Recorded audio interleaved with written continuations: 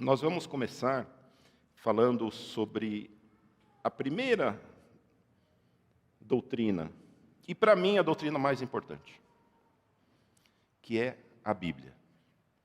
O que é a Bíblia? Quem escreveu a Bíblia? Por que escreveu a Bíblia? Qual que é o impacto que a Bíblia tem? O que é esse livro?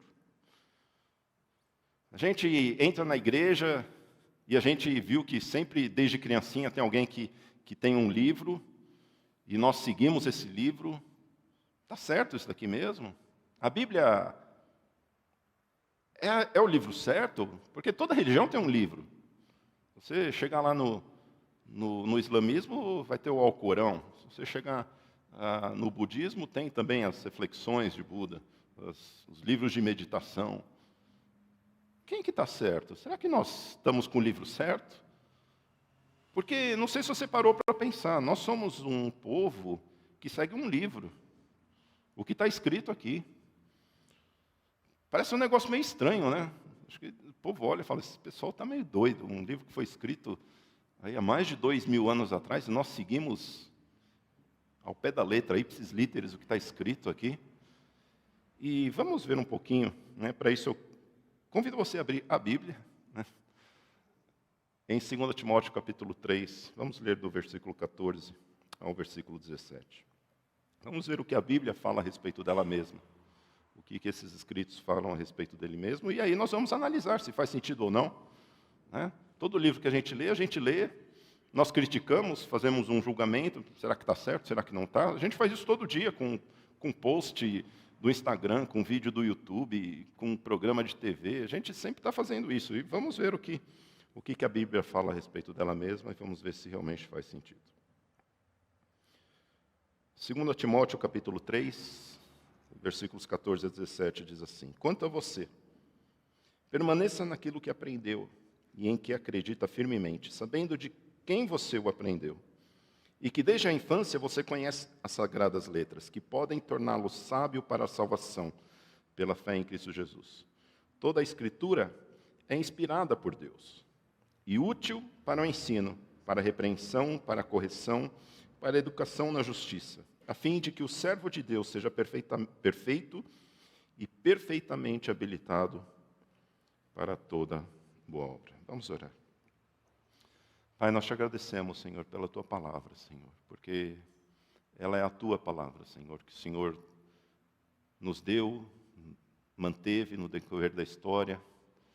E te agradecemos, Senhor Deus, porque ela é viva, porque ela é eficaz e ela tem o poder de transformar as nossas vidas, de fazermos novas criaturas, Senhor Deus. Por isso, Senhor Deus, que essa tua palavra tenha poder nessa manhã de nos transformar. Que aprendamos, Senhor Deus, de ti, aquilo que o Senhor tem para nós nessa manhã. Em nome de Jesus. Amém. Meus irmãos, eu não quero entrar tanto no tema hoje aqui, se o cristianismo é a verdadeira religião, porque, na verdade, o que nós queremos responder é, será que eu estou na igreja certa? Eu sempre me perguntei isso.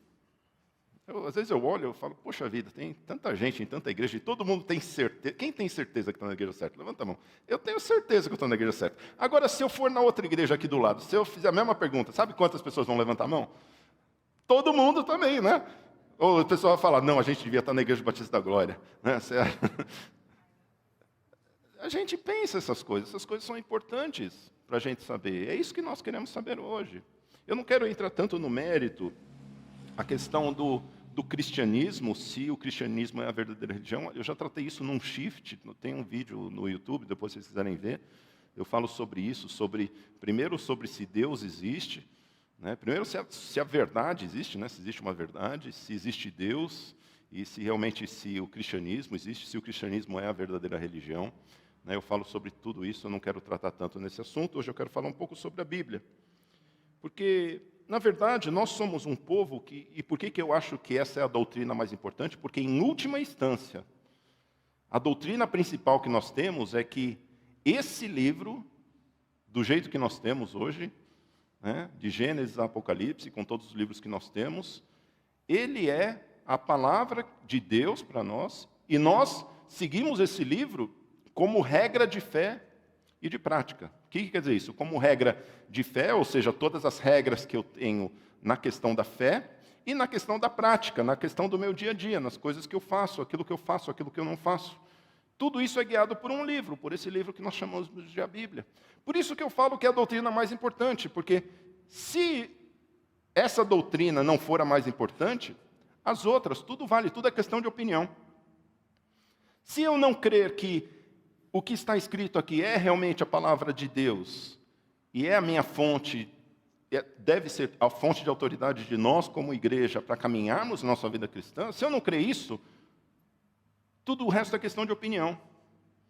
Vai ser a questão da minha opinião contra a sua, contra a opinião de algum teólogo, contra a opinião de algum pastor, contra a opinião de alguma outra pessoa. Tudo é questão de opinião. Ou seja, se nós não crermos que esse livro é realmente a palavra de Deus, então todas as outras doutrinas a discussão é vã. Eu posso falar alguma coisa, você pode discordar, e amém, vamos continuar caminhando do jeito que a gente está. Então, é isso que acontece. Mas uma coisa, meus irmãos, que nós temos visto ultimamente é que nos últimos anos, de uma maneira muito mais aparente, a Bíblia tem sido questionada. A Bíblia tem sido atacada. Não estou falando com relação ao cristianismo, com relação à palavra de Deus, porque gente tentando atacar e questionar a palavra de Deus, sabe desde quando existe? Desde o tempo de Eva. Lembra da história? O que a serpente falou para Eva? O que Deus falou para você? Qual que foi a palavra que Deus falou? Aí a Eva aprendeu do marido, Deus falou para Adão, olha, não come desse fruto. E aí Eva já falou meio errado, já não leu a Bíblia direito. Já falou, Deus falou que eu não posso nem encostar nele. E veja que questionar a Bíblia é uma coisa que, desde o primeiro casal, a gente tem, desde a época de Adão e Eva, se está questionando. Mas, meus irmãos, durante a história, de uma maneira geral, a Bíblia ela foi muito questionada, não no sentido da palavra, do seu conteúdo, mas se ela deveria ser ou não a única fonte de autoridade. Se ela deveria ou não ser a única fonte de autoridade. O que eu quero dizer com isso? Será que a Bíblia sozinha, ela pode ser a única fonte de autoridade? Ou será que eu tenho que obedecer o meu pastor também? Se o meu pastor me pede para fazer uma coisa que não está na Bíblia, eu devo obedecer ele? É isso.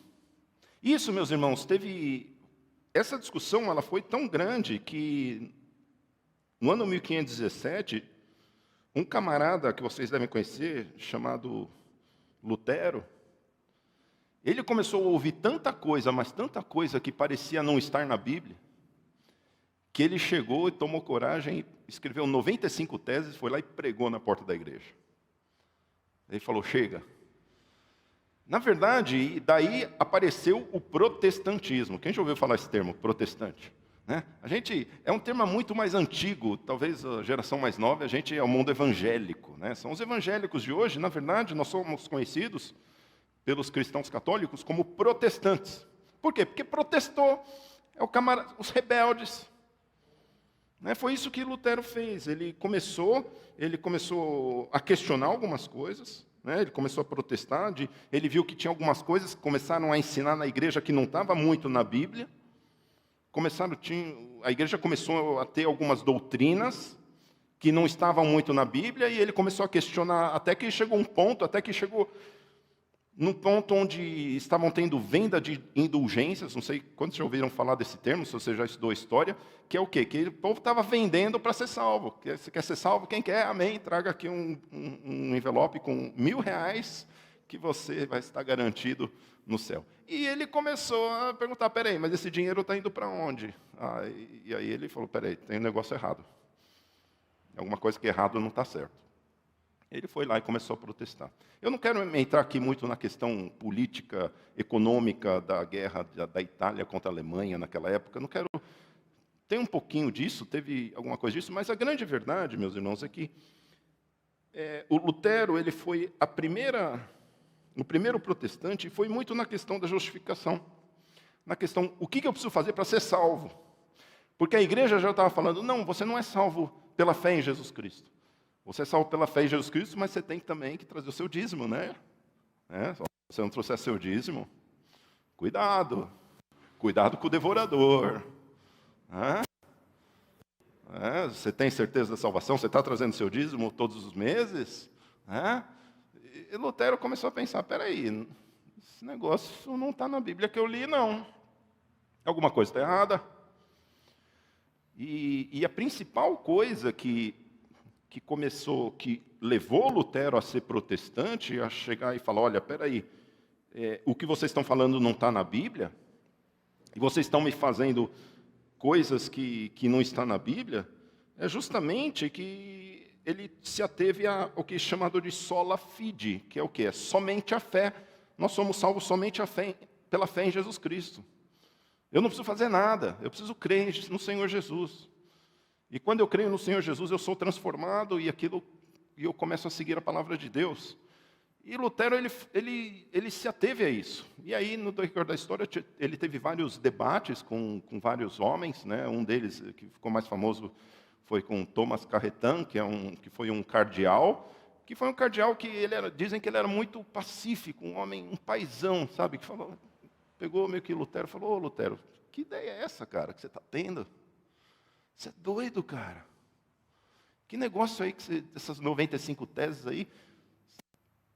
Quem é você, cara? Você vai contra os pastores, contra os bispos da igreja? O que está acontecendo? Você não vai seguir o que os pastores estão falando? Quer dizer que só você que está certo agora? Quer dizer que todos os concílios que tiveram com todos os pastores, chamaram os pastores do mundo inteiro, fizeram vários concílios no decorrer da história, quer dizer que o que eles fizeram está errado, então? Que ideia é essa, Lutero? Você está louco?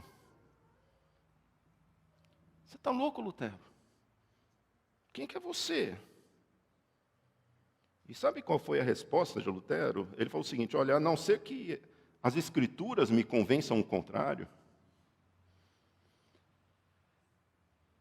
eu falo com vocês. Por isso que o sola fide, que é o somente a fé, levou a outra coisa, que é o sola escritura. Que quer dizer? Tem muita gente que não entende ou discorda um pouco do sola escritura. Na verdade, o que ele quer dizer é o seguinte, olha, sola escritura quer dizer o quê? Somente a escritura tem autoridade. Eu não aceito a autoridade de mais ninguém. Eu só aceito a autoridade da escritura. Sola escritura é isso. Na verdade, tudo foi uma questão de autoridade. E que Lutero falou, olha, nenhum homem, nenhum credo, nenhuma igreja, nenhuma organização, nada pode ter autoridade sobre as pessoas. Só a Escritura. Somente a Escritura pode ter autoridade sobre as pessoas. E autoridade é isso. Sabe qual é a definição de autoridade? Autoridade é o direito de impor obrigação. Isso é autoridade, ou seja, autoridade é aquela pessoa que tem o direito de impor para você uma obrigação. Quer um exemplo? O seu pai e sua mãe. Eles são autoridades sobre você. Se o seu pai e sua mãe falam, você não sai enquanto você não arrumar seu quarto, é melhor você não sair enquanto você não arrumar o seu quarto, porque eles são autoridades sobre você. Eles têm o direito de impor essa obrigação sobre vocês. O seu chefe é autoridade sobre você. Se ele falar, você chega aqui todo dia 8 horas da manhã, chega 8h10 para você ver. Seu salário é tchim, né? É autoridade, ele tem o direito de impor essa obrigação para você. O governo é uma autoridade. Ele tem o direito de falar, vocês vão pagar tudo imposto de renda aí, seus pobres. Né? É autoridade, não paga para você ver. É autoridade. Na questão espiritual também existem autoridades. E o que Lutero defendeu no protestantismo é a única fonte de autoridade que nós podemos ter, é a palavra de Deus. Nós não podemos ter outra fonte de autoridade. Não pode ter um homem aí que se levanta e fala, vamos fazer isso, e me obrigue a fazer isso. Daí surgiu o protestantismo. Por quê? Porque Lutero ele protestou de tal maneira que ele se uniu a pessoas que falam, nós não aceitamos outra autoridade. Homem nenhum pode falar para a gente, ou concílio nenhum pode falar para a gente o que nós devemos fazer, se não estiver dentro das Escrituras. Agora, será que Lutero realmente estava certo? Será que esse livro tem realmente autoridade? Qual é a verdade? Será que é só a Escritura mesmo? Ou será que eu tenho que seguir a Escritura mas as igrejas, os teólogos, os bispos. Na verdade, essa é a única diferença que existe entre o mundo cristão evangélico e o mundo cristão católico. O mundo cristão evangélico, ele crê que as escrituras são a autoridade. Já os católicos, eles também creem que a escritura é a autoridade, mas a palavra dos bispos, dos concílios, do Papa, ou seja, é uma cosmovisão diferente, é uma visão de enxergar um pouco diferente. Essa é a única diferença que existe, né? E claro que nós vamos ver que isso daqui tem algumas implicações também. Mas vamos ver um pouquinho, nesse texto que nós lemos, sobre 3 coisas que a Bíblia fala dela mesma, para nós entendermos de que lado que a gente está. Será que para saber se a gente entrou na igreja certa ou não? Para tentar responder um pouco disso. A primeira coisa, o que a palavra fala dela mesma, é a questão da inspiração da palavra. Diz que a palavra é inspirada. Olha de novo o versículo 16, o que diz o versículo 16? Toda a escritura é o quê? Inspirada por Deus. Toda a escritura é inspirada por Deus. Aí você vai falar, mas toda a escritura? Qual a escritura? Quer dizer que tudo que todo mundo escreve é inspirado por Deus? Se eu escrever um livro, isso é inspirado por Deus? Se eu pegar os antigos que escreveram, tudo é inspirado por Deus? Não. Não é isso que o apóstolo Paulo está falando. Olha no versículo 15 o que ele fala para Timóteo. Olha o que ele fala. Desde a infância você conhece o quê? As sagradas letras. Essa palavra sagrada quer dizer o quê? Separada, santificada. É uma palavra que é diferente das outras, ela é sagrada. Ou seja, o próprio apóstolo Paulo ele fala que existem algumas palavras, existem alguns livros que foram escritos que são sagrados, são separados. Esses livros eles são diferentes. Esses livros eles foram inspirados por Deus. E ele está falando, olha, existem escrituras que são sagradas. Com isso ele está falando, olha, existem algumas que não são sagradas. Não quer dizer que são ruins, não quer dizer que são do demônio, não quer dizer nada disso, quer dizer que não são inspiradas. Algumas foram inspiradas por Deus, algumas não. Não quer dizer que eu não leio, não quer dizer que eu não posso ler, não quer dizer que eu vou para o inferno se eu ler, não quer dizer nada disso. Mas existem algumas, um rol de livros, um rol de escrituras que essas são sagradas, são as sagradas letras. Essas palavras, elas foram inspiradas. E é isso que a própria Bíblia ensina, que no decorrer da história, alguns homens tiveram experiências milagrosas ou miraculosas com Deus, ao ponto de Deus falar, escreve, para o que você está fazendo, e escreve agora. E esses homens foram inspirados por Deus para escrever esses livros. Foi algo sobrenatural que aconteceu. Não foi algo da cabeça deles, não foi algo que eles acordaram um dia, falaram, hoje acho que eu vou fazer um vídeo do YouTube. Vou colocar a câmera. Não foi nada disso que aconteceu. Deus chegou para esses homens e falou, para o que você está fazendo, vai e escreve. A própria Bíblia fala isso acontecendo com Moisés, com Josué. No decorrer da história, aconteceu isso com vários autores, onde Deus ele fala, escreve. Escreve. E eles pararam e escreveram. Olha o que diz o apóstolo Pedro, que foi um dos autores também. 2 Pedro, capítulo 1, versículos 16 a 21. Porque não lhe demos a conhecer o poder e a vinda do nosso Senhor Jesus Cristo, seguindo fábulas engenhosamente inventadas. Mas nós mesmos fomos testemunhas oculares da sua majestade. Olha o que ele está falando. Ele fala, olha, a gente não está inventando fábula miraculosa. O que eu estou falando para você, o que eu estou escrevendo para vocês, não foi um negócio, fábulas engenhosamente. Tem gente que acha que o cristianismo é uma fábula engenhosamente inventada. A Bíblia ela já sabia disso. Olha, já pensou um cara 2000 anos atrás, se ele fosse assistir hoje, né? O que o pessoal fala da Bíblia. Não, a Bíblia é uma coisa que o pessoal inventou engenhosamente, né? Eu imagino os discípulos falando, né? Até eu vi um vídeo sobre isso, né? Quando Jesus morre, os discípulos se encontram, Jesus morreu, o que a gente vai fazer? Aí ele falou, já sei, vamos inventar que ele ressuscitou, né? Aí ele, legal, vamos sim. Aí ele falou, e depois? Aí depois a gente vai falar para todo mundo que ele ressuscitou. Ah, legal, e depois? E depois a gente vai morrer por isso. A gente vai mentir, levar essa mentira até a gente sofrer. Como que a gente vai morrer? A gente vai morrer crucificado de cabeça para baixo. A gente vai morrer queimado no óleo quente. Vamos morrer na espada, vamos morrer degolado. Aí todo mundo, é isso. Cara, você é louco. A mentira vai, mas não até na hora de morrer, o que aponta para mim chega. Não foi isso que aconteceu. Eles falaram, eu vi. O apóstolo Pedro falou, eu vi, nós fomos testemunhas oculares da sua majestade. Porque ele recebeu honra e glória da parte de Deus Pai, quando pela suprema glória lhe foi enviada a seguinte voz, este é o meu filho amado, de quem me agrado. Ora, nós ouvimos esta voz vinda do céu, quando estávamos no Monte Santo. Assim temos ainda mais segura a palavra profética. E vocês fazem bem em dar atenção a ela, como uma luz que brilha em lugar escuro, até que o dia clareie e a estrela da alva nasça no coração de vocês. Primeiramente, porém, saibam que nenhuma profecia da Escritura provém de interpretação pessoal, porque nunca jamais qualquer profecia foi dada por vontade humana. Entretanto, homens falaram da parte de Deus movidos pelo Espírito Santo. Olha o que Pedro está querendo dizer. Olha, esse negócio das Escrituras sagradas, das sagradas letras, não foi uma coisa que a gente quis. Não foi uma coisa que Moisés falou, deixa eu escrever aqui. Não, foi Deus que falou, escreve. É uma coisa que veio de Deus. Pode deixar esse último versículo, Cauê, por favor. Não foi uma coisa que veio engenhosamente, fábula engenhosamente inventada. Não, ele falou, olha, não foi homens que falaram da parte de Deus, movidos pelo Espírito Santo. E aqui ele coloca, é importante nós nos atermos a dois termos. Primeiro, olha lá no versículo 20, que ele fala assim, porque nenhuma... Não, naquele lá mesmo, pode voltar. Primeiramente, saibam que nenhuma profecia da Escritura.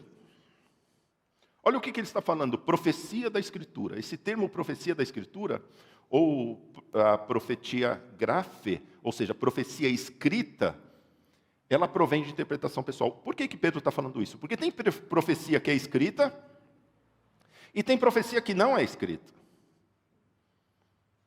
Tem muita gente que não entende essa questão de profecia, porque não entendeu que o próprio apóstolo Pedro ele falou, olha, tem profecia que foi escrita, tem profecia que não foi escrita. A profecia escrita são as escrituras sagradas, a ela nós obedecemos. E a outra profecia que não é escrita? Quanto a essa, o apóstolo Paulo fala, sabe o quê? Olha lá em 1 Coríntios 14, 29 a 31. Tratando-se de profetas, ou seja, profecia não escrita, falem apenas 2 ou 3 e os outros julguem. Espera aí, por que eu tenho que julgar a profecia se ela é a palavra de Deus? Porque ela não é escritura sagrada. Ou seja, quando alguém fala em nome de Deus, um profeta, um pastor, alguém que está falando, eu que estou falando aqui para você, eu estou sujeito a erros. Todo sacerdote ele está sujeito a erros, a falar uma coisa que às vezes não é bem aquilo. Por quê? Porque não é uma profecia escrita. Não foi algo que Deus falou, olha, isso daqui, para o que você está fazendo, vai, escreve isso daqui. E aí outros vão julgar, e não foi a própria pessoa que falou, isso daqui é o livro de Deus. Não, foi outras pessoas, a própria igreja que julgou se aquilo devia ser parte realmente da palavra de Deus ou não. Então é importante a gente saber que existe profecia que é escrita. Essa a gente não julga.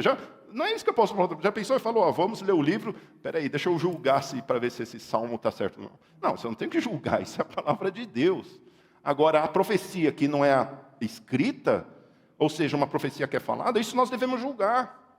O problema da igreja evangélica hoje não é o problema da profecia que existe, é porque a igreja não julga. Porque o pastor vai lá e fala e o povo, amém. Não abre a palavra para ver se está certo isso mesmo que o pastor falou. Um monte de gente, o problema não é o bando de gente ficar dando profetada, o problema é o bando de gente que ouve a profecia e não julga para ver se está certo. Veja, meus irmãos, que aqui o apóstolo Pedro ele falou, olha, existe profecia que é escrita, ou seja, existem escrituras que são sagradas. Homens inspirados, isso não veio de nós, homens, isso veio de Deus. Deus falou, olha, isso é de vocês. E a segunda, volta naquele versículo, por favor, de 2 Pedro, no versículo 21. Ele fala, olha, homens inspirados pelo Espírito Santo, homens movidos pelo Espírito Santo. Ou seja, não foi deles, o Espírito Santo moveu eles a fazer isso, a escreverem esses textos. Homens que foram claramente usados por Deus, reconhecidos pelas suas comunidades como homens de Deus, profetas de Deus, pessoal, homens que faziam milagres. Não é um camarada que acordou e falou, deixa eu escrever um negócio aqui hoje. Não, eram pessoas que eram reconhecidos nas suas comunidades como homens de Deus, como homens que andaram com Jesus. Eram pessoas reconhecidas que escreveram esse livro. Não foi algo inventado do nada. E mais interessante, meus irmãos, é um livro que foi escrito durante um período de aproximadamente 1.500 anos. Desde a época de Moisés, que foi mais ou menos 1.500 a.C., até o primeiro século, foi quando esse livro foi escrito. E quando a gente lê hoje, parece que foi uma pessoa só que escreveu. É uma coisa incrível, você pega uma coisa nos evangelhos, depois você vê, e você abre lá em Reis, depois você abre nos profetas, em Isaías. Você fala, que legal, né? Olha aqui. Gente, esses caras não se conheceram. Eles têm um período de 1.000 anos de diferença. Sabe o que é 1.000 anos? O Brasil não tinha sido inventado ainda. Como que pode isso? Meus irmãos, a única explicação disso é que realmente há inspiração. Ou seja, por trás da inspiração, o que essa doutrina da inspiração me ensina é que existe um só autor desse livro. Mas a Bíblia foi escrita por homens. Claro que foi escrito por homens. Foi escrito por homens para homens lerem. Mas foram movidos por Deus, inspirados por Deus. Não foi algo de vontade humana, é isso que o apóstolo Pedro falou. Não foi a gente que quis. A gente que ouviu e falou, escreve. E isso chegou até nós. Veja, meus irmãos, é isso que diz a inspiração, que existem palavras que são sagradas. E existem palavras que não são sagradas. Não quer dizer que são palavras ruins. São palavras boas. A gente pode ouvir uma mensagem de um pastor, como vocês estão ouvindo agora. Eu posso ouvir um vídeo, ler um texto. Aquilo me edifica, aquilo é legal, mas nem tudo é sagrado. Existem escrituras que são sagradas. Ou seja, escrituras que sim, elas têm o poder. Elas têm uma coisa especial. Porque é isso que me leva à conclusão da inspiração, ou seja, de que o Espírito de Deus, de que o próprio Deus foi o autor que estava por trás desse livro. Isso me leva a algumas consequências. Quando eu entendo que a inspiração ela realmente ocorreu, isso me leva a uma segunda consequência que é muito importante, que é a autoridade da palavra. Por quê? Porque se Deus é o autor desse livro, então sim, ele pode ser uma autoridade sobre a minha vida. Isso me faz diferença. Eu nunca posso colocar o que está escrito nesse livro em pé de igualdade com o que uma pessoa interpreta a respeito desse livro. Deu para entender? Eu nunca posso pegar um versículo que diz uma coisa aqui e alguém que fala, olha, esse versículo quer dizer isso daqui. Olha, esse quer dizer isso aqui é a minha interpretação. É a profecia não escrita. A profecia escrita, ela é a autoridade. A interpretação não é. Isso, às vezes, nós não entendemos. É isso que Lutero ele se ateve. Porque tudo está na Bíblia, irmãos. Tudo está na Bíblia. E aqui, veja que o apóstolo Paulo, e ele, quando a gente fala de autoridade da palavra, olha o que ele fala em Romanos, capítulo 1, versículos 1 e 2. Porque o apóstolo Paulo, sempre quando ele escreveu diversas cartas da Bíblia. Ele sempre, quando ele escrevia, por que ele se identificava? Todo livro que ele vai ler, ele fala Paulo, apóstolo de Jesus, ele se identifica. E olha o que ele fala no livro de Romanos. Paulo, servo de Cristo Jesus, chamado para ser apóstolo, separado para o evangelho de Deus. Essa palavra evangelho de Deus, não é que ele foi separado para o evangelho, ele foi separado para o evangelho de Deus, ou seja, no grego, quando você lê essa frase, você entende que o evangelho ele é de Deus, ele não é dos homens. É Deus que falou, olha, a história é essa, o evangelho é esse. Ou seja, não foi Paulo que inventou esse evangelho ele foi recebido de Deus. Não sei se você sabe, mas Jesus apareceu para Paulo e falou para ele como que era o evangelho. Paulo não aprendeu de Gamaliel, não aprendeu dos apóstolos, ele aprendeu do próprio Senhor Jesus aparecido ressurreto. É isso que ele mesmo fala a respeito nos livros dele, que ele escreve. Ou seja, esse evangelho ele recebeu de Deus, que ele no passado prometeu por meio dos seus profetas nas escrituras sagradas. Está vendo? Ele fala, olha, O que foi escrito foi de Deus, o plano ele era de Deus. Quando Jesus nasceu, o que aconteceu? Os anjos apareceram falando, olha, glória a Deus nas alturas. Os anjos anunciaram o evangelho de Deus, falaram, olha, essa é a boa notícia, chegou Jesus. Eles, ou seja, meus irmãos, esse evangelho ele é algo de Deus dado para nós. Agora, se ele é de Deus, então só porque ele é de Deus ele pode ter autoridade sobre mim. Só ele, só Deus pode ser autoridade sobre a minha vida, sobre o que eu devo fazer e o que eu não devo fazer. Por isso que esse livro tem autoridade, por isso que ele é a nossa regra de fé. Porque ele é a palavra de Deus. Ou seja, Deus falou para os homens, olha, essa é a palavra que eu quero deixar para a humanidade. De alguma maneira, Deus resolveu escrever um livro. Provavelmente porque não tinha vídeo ainda nos anos... né? E até hoje, se você pegar dentro do decorrer da história, o que tem, o meio de comunicação que se tem é o escrito. E é por isso que temos a Bíblia até hoje. E Deus escolheu o jeito certo. Né? Inventou o papiro e a pena desde a época do Guaraná de rolha. Né? E até hoje a gente tem aqui. Hoje no tablet, hoje no celular, mas aí a gente tem escrito. Esse é o jeito que Deus colocou. E veja, meus irmãos, que se nós entendermos que a autoria da Bíblia é o próprio Deus, nós entendemos que a Bíblia pode sim ter autoridade sobre a gente. Agora, se eu não entendo que o autor desse livro é o próprio Deus, então qualquer coisa vale. Porque se eu leio a Bíblia e a Bíblia fala uma coisa e eu acho que é um pouco diferente. Ou seja, esse livro não tem autoridade, esse livro não tem um poder de dizer para mim o que eu devo fazer, o que eu não devo fazer. Aí qualquer coisa vale. Aí vamos procurar uma igreja que fala o que eu gosto, que canta as músicas que eu gosto. No fundo é isso. A igreja certa, na minha humilde opinião, é a igreja que trata esse livro e esse livro apenas como uma regra de autoridade. E procura, de uma maneira sadia, expor o que está aqui escrito para que possamos viver de uma maneira sadia.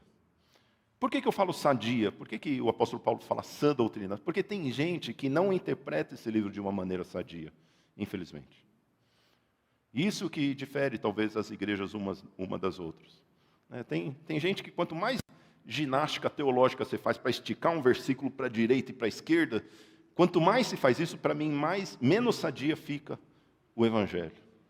Quanto mais a gente consegue ler e seguir o que está escrito do jeitinho que está, sem inventar história. Por isso que o apóstolo Paulo fala, prega a palavra. Não fique inventando moda. Prega a palavra. A palavra é autoridade. Então já é até suficiente. Quanto mais a gente se aproxima da palavra, meus irmãos, mais nós temos a certeza de que estamos num lugar que seja sadio. Não existe igreja certa. Não existe igreja perfeita. Eu sei que temos nossos erros, talvez erros até teológicos, talvez coisas que enxergamos de uma maneira que talvez não seja. É possível? Claro que é. Agora, quando nos achegamos à palavra de Deus com o coração aberto, com o coração humilde, querendo aprender de Deus, buscando com honra ao Senhor, vivendo com sinceridade no que a palavra diz, nós vamos aprendendo de Deus, vamos mudando, vamos sendo transformados de glória em glória. Né? Agora, existem algumas ameaças, algumas doutrinas que ameaçam essa questão da palavra de Deus. Não estou dizendo que a palavra de Deus ela é ameaçada, porque ela vai continuar, ela é a mesma ontem, hoje e eternamente. Mas existem algumas ameaças, meus irmãos. A primeira é a questão de eu interpretar a Bíblia do jeito que eu quiser ela. Ou algumas pessoas poderem falar assim, peraí, mas eu também podia acordar um belo dia e falar, olha, eu escrevi um livro da Bíblia, põe aí. Senti inspirado. Acordei, eu vi um anjo. O anjo me falou, eu escrevi. Eu poderia, não poderia? E aí eu chego aqui na igreja, olha, mais um livrinho aqui, ó, número 67, põe depois de Apocalipse, né? Carta segundo o pastor Rodrigo, a Igreja Batista da Glória. Né? Eu poderia também? Não tenho direito, sou cristão, não poderia? Se a comunidade reconhecer, realmente, não só da igreja, mas toda a comunidade reconhecer como você é um homem de Deus, assim como reconhecia os apóstolos, né? Já é a primeira coisa. Agora, não somente isso, porque olha o que a palavra de Deus diz em Gálatas capítulo 1, versículo 8 e 9. Mas ainda que nós, ou mesmo um anjo vindo do céu, pregue a vocês um evangelho diferente daquele que temos pregado, que esse seja anátema, que esse seja amaldiçoado. Como já dissemos, e agora repito, se alguém está pregando a vocês um evangelho diferente daquele que já receberam, que esse seja amaldiçoado, que esse seja anátema. O que ele está querendo dizer? Olha, se tem um autor só, esse um autor ele só vai dizer uma coisa. Ele não vai se contradizer. Se realmente a Bíblia foi inspirada, se realmente homens escreveram e trouxeram um evangelho que é de Deus, ele não vai se contradizer. Ou seja, ele não vai dizer uma coisa que ele não queria dizer. Por isso que uma das maiores doutrinas da interpretação é que a Bíblia explica a própria Bíblia. Se você não entendeu, vai em outro versículo. Se você não entendeu ainda, você não leu inteiro ainda a Bíblia. Você vai achar a explicação. Eu tive muitas dúvidas bíblicas que na própria Bíblia eu descobri a interpretação. É assim que a gente estuda a Bíblia. Agora, temos uma grande ameaça, meus irmãos, hoje em dia, nas igrejas evangélicas, que é a ameaça do liberalismo. O que é liberalismo? É eu ler a Bíblia e falar, sabe o que? A Bíblia não quer bem dizer isso. Esse versículo aqui que a gente leu, ele não quer bem dizer isso. A gente tem que contextualizar ele. Vamos ver outros autores, o que os filósofos dizem. Ou seja, isso é o liberalismo. É o quê? Eu ler a Bíblia, mas eu achar que eu posso interpretar a Bíblia do jeito que eu quiser.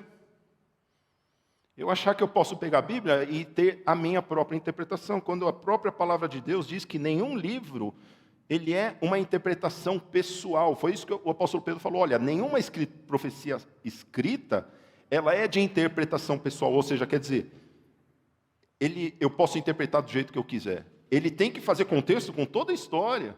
Nenhum livro que foi escrito, ele vai ser diferente dos outros. É isso que ele quer dizer. Não quer dizer que a gente não pode interpretar, e a gente ter uma revelação e ter uma interpretação única. Isso é muito comum, pode se acontecer. E Deus ele revela a palavra de Deus, as interpretações. Mas o que ele está querendo dizer é que nenhuma profecia que foi escrita, nenhum livro que foi escrito, ele vai se contradizer dos outros. Ele é uma interpretação pessoal do Evangelho. O Evangelho ele é de Deus. Por isso que ele é autoridade, meus irmãos. Por isso que me preocupa quando muitos pastores hoje em dia, eles olham para a Bíblia e falam, sabe o que? Isso aqui não é bem assim. Isso aqui que está dizendo, mas você tem que pensar no contexto histórico, você tem que... Me preocupa, eu particularmente como pastor, às vezes a gente faz isso para tentar encaixar a nossa teologia, mas como eu me preocupo às vezes quando eu faço isso. Quando eu pego esse livro e falo, olha, esse daqui não está querendo bem dizer isso. Porque eu estou indo contra, não contra, mas tentando entender aquilo que Deus diz. Isso nós podemos fazer quando nós nos achegamos a Deus de coração sincero, porque no final das contas, lembra? Liberdade de consciência e responsabilidade individual. A gente pode pensar o que a gente quiser, mas a gente vai prestar conta diante de Deus. É isso que nós prezamos e vamos continuar defendendo. Você pode pensar o que você quiser. Pode continuar sendo membro da igreja, não tem problema nenhum. Dando seu dízimo, né, pastor? Estou brincando. A autoridade é somente a Bíblia. A gente pode pensar do jeito que quiser, mas temos a responsabilidade. Mas, meus irmãos, quando nós entendemos que realmente a palavra de Deus foi inspirada, eu não consigo olhar para esse livro e tratar ele da mesma maneira do que os meus próprios pensamentos, ou do que a interpretação de um pastor, ou do que uma mensagem, ou de um livro que eu leio. Eu não posso fazer isso. Por quê? Porque é a palavra de Deus, é a autoridade, ela tem que ser autoridade, ela tem que estar acima de qualquer interpretação, de qualquer ensino religioso. Por isso, meus irmãos, que o que nós cremos é que a palavra de Deus, ela está acima. Por quê? Porque ela foi inspirada por Deus. Ela é o Evangelho de Deus. Ela é a boa notícia de Deus para a humanidade. E por isso ela tem autoridade sobre a minha vida. Mas não apenas isso, eu quero falar sobre uma terceira coisa, que é o poder da palavra. Porque esse poder só essa palavra tem. E eu li um livro uma vez que ele diz assim, há poder em suas palavras. Não sei quantos já leram esse livro. Um livro bem antigo. Que ele fala em geral, né, o poder da palavra, o poder que tem da nossa palavra. E todo mundo sabe, né? Eu poderia vir aqui falar uma mensagem, né? E vocês ficarem pensativos. Que nem eu estou falando agora, eu estou falando, vocês começaram a pensar. Eu tenho certeza que o tico-teco aí está, né, fazendo vocês pensar. Eu poderia vir aqui falar contar uma história bonita e comover vocês, né? Só começar a chorar. Quantas vezes eu prego, eu vejo a pessoa está chorando, eu falo, meu Deus, o que eu falei? Às vezes comove, às vezes a pessoa sente, às vezes atinge partes da memória. A palavra ela tem esse poder. Às vezes tem poder de a gente ficar com raiva também, né? Às vezes a gente ouve um político falando, eu quero matar aquele cara, né? Ou o seu chefe fala uma coisa para você, né? Não, sábado você vai trabalhar. Aí você, obrigado, chefe, Deus te abençoe. A palavra ela tem esse poder de mexer com a gente. Deixar a gente triste, deixar a gente feliz. Às vezes uma coisa que a gente ouve, né? Um eu te amo, seu namorado, a sua namorada. Ela tem esse poder na gente. Agora, a palavra de Deus, meus irmãos, ela tem uns poderes que são diferentes. Porque se ela é realmente a palavra de Deus, e eu já falei isso, né, 2 domingos atrás, quando eu falei sobre o Salmo número 1, alguma coisa acontece diferente quando nós lemos esse livro. Ela tem um poder diferente. E é isso que o apóstolo Paulo falou nesse texto que nós lemos. Olha o que diz o versículo 15 ao versículo 17 do texto que nós lemos, 2 Timóteo, capítulo 3, de 15 a 17. E que desde a infância você conhece as sagradas letras, a Bíblia, que podem torná-lo sábio para a salvação pela fé em Jesus Cristo. A primeira coisa, o poder que a Bíblia tem, que ela pode, é isso que o apóstolo Paulo está falando, ela pode torná-lo sábio para a salvação pela fé em Jesus Cristo. Essa palavra, e só essa palavra, e só quando nós entendemos essa palavra, nós entendemos que o caminho da salvação está escrito aqui. As palavras que foram ditas aqui na Bíblia, ela pode tornar você sábio para a salvação. Agora, por que na questão evangélico-católico, e eu falo isso com muito amor, eu tenho parentes que são católicos, eu amo demais. E por que às vezes os evangélicos são tão chatos de ficar pregando para o católico? Né? Sabe por quê? Porque na questão de autoridade sobre como fazemos para ir para o céu, somente a Bíblia nos diz. Somente a Bíblia tem autoridade. Somente a Bíblia pode nos dizer, me tornar sábio para a salvação. Ou seja, quando eu começo a colocar uma outra autoridade aqui, não a palavra de Deus, que não o que está escrito aqui, eu ponho em risco a minha salvação. Pode ser que eu entendi a minha salvação de um jeito errado. E quando eu falo isso com relação aos católicos, meus irmãos me entendam, eu falo isso com muito amor. Eu não falo isso atacando, eu falo isso em amor, por quê? Porque Deus me colocou para estar aqui e eu preciso dizer isso. Por quê? Porque quando eu vejo que no meu credo existe alguma outra pessoa que pode rogar pela minha vida na hora da minha morte, que não o nosso Senhor Jesus, que é o único intermediador entre a humanidade e Deus, eu coloco em risco a minha salvação. Quando eu entendo que não é apenas Jesus Cristo, a pessoa de Jesus Cristo, que pode me levar à salvação, eu coloco em risco a minha salvação. Por quê? Porque somente a palavra me ensina.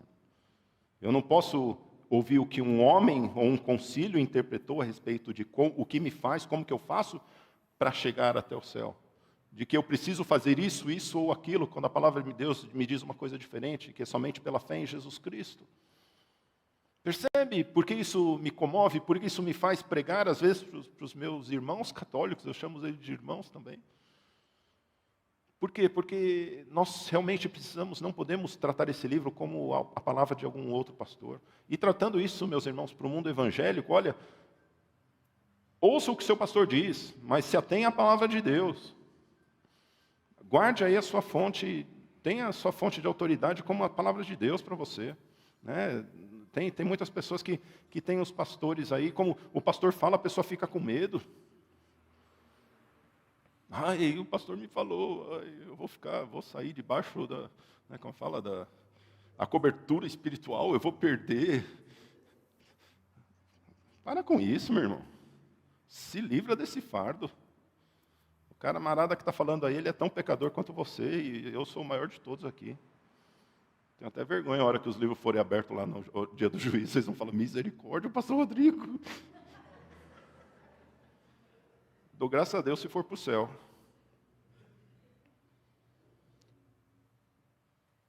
A palavra de Deus, ela é autoridade. Ela pode tornar você sábio para ser salvo. Não confia no que o pastor da tua igreja fala, não. Abre você é responsável diante de Deus. Já pensou chegar lá, você vai para o inferno por quê? Mas meu pastor falou que era isso. Dançou, nenê. Vai para o inferno, bonito de cabeça. Você acreditou no que o camarada lá na frente está falando? Você nunca parou para abrir a Bíblia e ler? Ela pode tornar sábio para a salvação pela fé em Jesus Cristo.